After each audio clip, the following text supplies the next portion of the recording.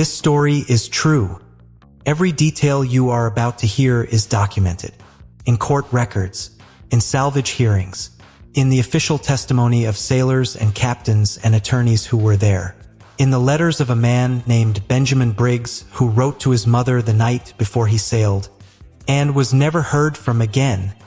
On December 4th, 1872, 400 miles east of the Azores Islands in the cold gray Atlantic Ocean, a ship was spotted drifting, not sinking, not burning, not damaged in any significant way, just drifting. Her sails partly set, moving with the wind, as if someone was still at the wheel. But when the men from the nearby ship Dei Gratia boarded her, they found nothing. No captain, no crew, no passengers. The cargo was intact. 6 months of food and water untouched. The crew's personal belongings still in their quarters. The captain's pipe still on his desk. His wife's sewing still on the table. 10 people had sailed on that ship. Captain Benjamin Spooner Briggs, his wife Sarah, their 2-year-old daughter Sophia, and 7 crew members. None of them were ever found. None of them were ever seen or heard from again. This is the story of the Mary Celeste, the most famous ghost ship in the history of the sea, and the true story of the people who sailed on her and vanished. The ship that would become the Mary Celeste was not born under good stars. She was built in 1861 at Spencer's Island in Nova Scotia, Canada. A brigantine, 100 feet long, 282 tons. A working vessel designed for the Atlantic trade routes, carrying cargo between the ports of North America and Europe. She was launched on May 18, 1861, and given the name Amazon. Within days of her launch, her first captain fell ill with pneumonia. He died before the ship completed its maiden voyage. This was considered unusual, not impossible. Captains got sick. Captains died. Ships sailed on under new command, but the Amazon did not sail on easily. On her second voyage, she was involved in a collision with another vessel in the English Channel. Damage to both ships. No deaths, but the kind of accident that makes sailors talk. On a later voyage, she ran aground at Cow Bay in Cape Breton. She was badly damaged. She was abandoned, left sitting on the rocks while her owners decided whether she was worth salvaging. She was barely.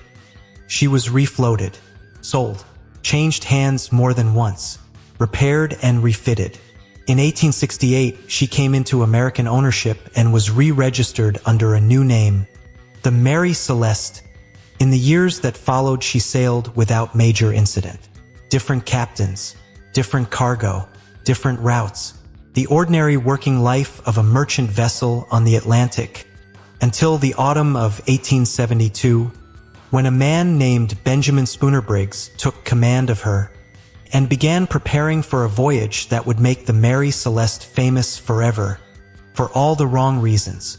Benjamin Spooner Briggs was 37 years old in the autumn of 1872.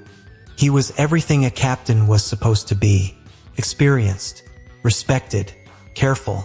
He had been sailing since he was a young man. He knew the Atlantic the way other men knew their own streets, its moods, its dangers, its seasons. He was also a deeply devout man, a man of faith, a man who did not drink, who chose his crews carefully on the basis of character as much as competence, who believed that a well-run ship was a safe ship and that a safe ship came from discipline and prayer in equal measure. He was not a reckless man. He was not an adventurous man in the romantic sense. He was a professional, a craftsman of the sea. In October of 1872, he arrived at Pier 50 on the East River in New York City to supervise the loading of the Mary Celeste's cargo for her next voyage. The cargo was 1,701 barrels of industrial alcohol, crude alcohol, destined for Genoa, Italy, where it would be used in the production of Italian wines. He oversaw the loading personally, made sure every barrel was properly secured, made sure the ship was properly provisioned. 6 months of food and water, more than enough for the voyage to Genoa and back.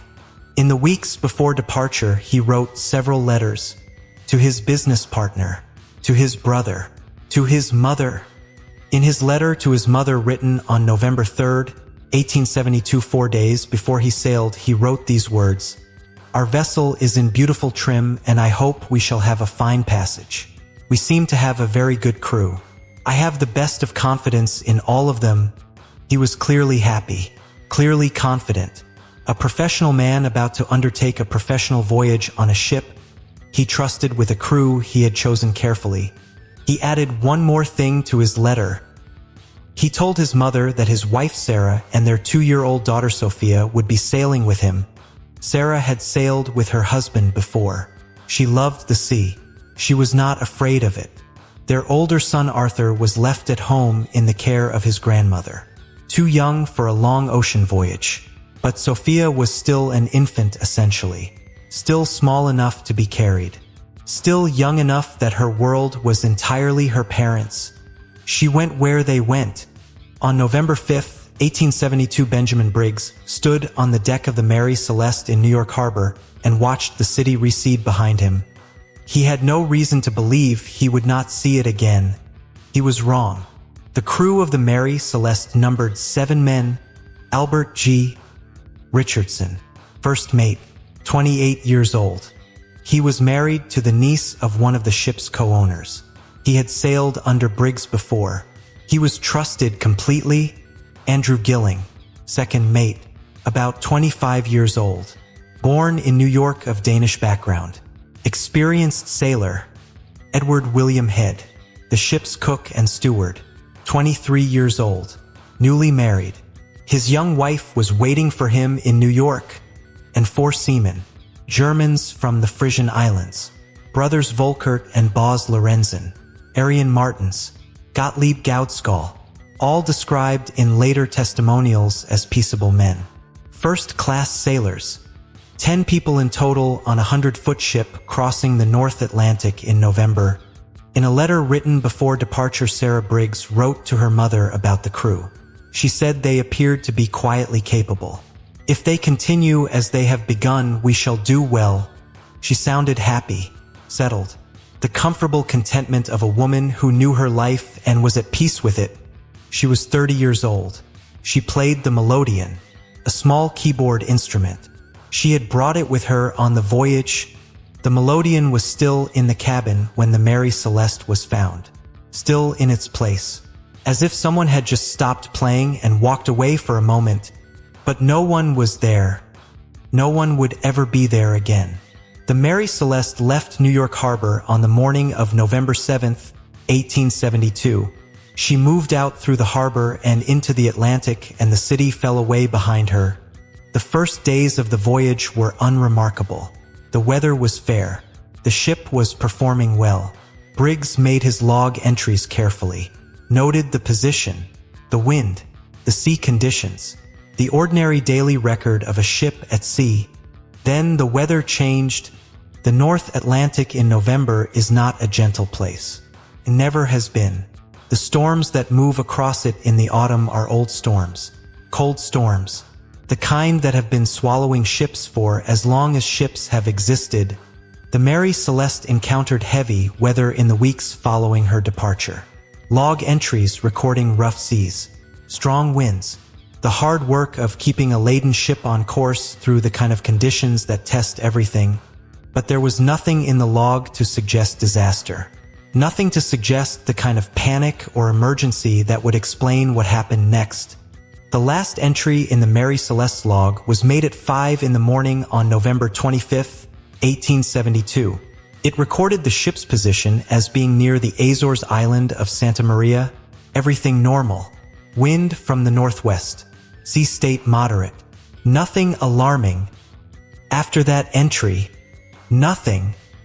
9 days of silence.